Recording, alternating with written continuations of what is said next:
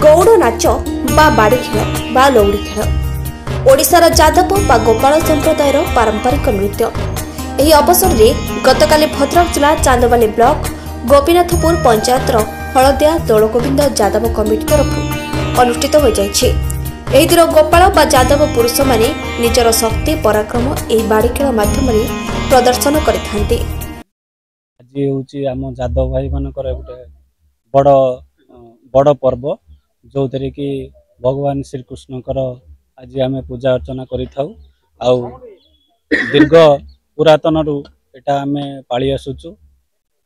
सकाळ बेले आमर फूलकुंभ जाए जोटा कि लेडीज माने नहीं थांती। तापरे फूलकुंभ पर आमर बड़ कुंभ जोटा कि भगवान श्री कृष्णकर जो आम पूजा करूचु से कुंभ आमर बाहरी थाए।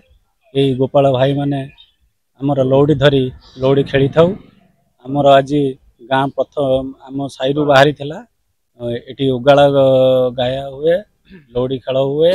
समस्त जादव भाई माने आज सहयोग समस्त भल सहयोग करी आज आम गाँ शेष आम आज समाप्त करिचु। आमर आज अधिवास दिवस कलश यात्रा एवं आमर संध्या समय पूजा ठाकुरंकर चक्षुदान हेबो एवं जीवन्यास करा जिवो। पंचोपचार षोडशोपचार पूजन करा जिवो। यथा संभव आज प्रभु पंचोपचार षोडशोपचार पूजा करा जिवो एवं आहुति मध्य दिया जिवो। आसंता कालीठू सकाळ समय मंगला आरती हेबो। मध्याह्न समय मध्य भोगर व्यवस्था अछि।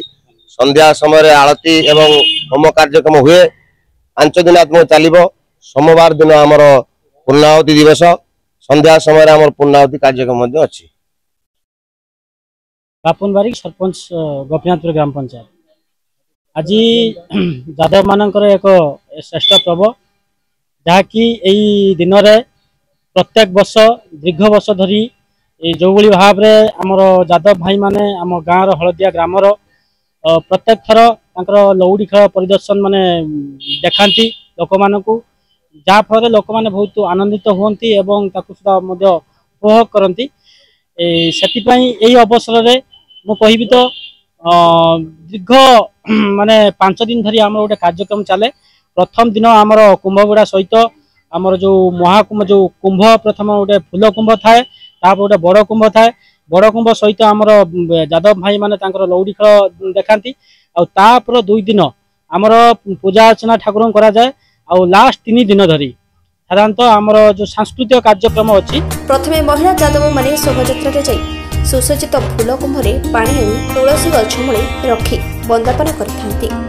परे शताधिक पुरुष जादव माने बड़ कुंभ को शोभायात्रा में बाड़ी खेली खेली ग्राम परिक्रमा करिथांती। कोगाळंक गीतरे ताले ताले जादव माने बाड़ी बाड़ी नृत्य करिथांती। भद्रकरू अमूल्य कुमार माझी रिपोर्ट उत्कल मेल टीवी।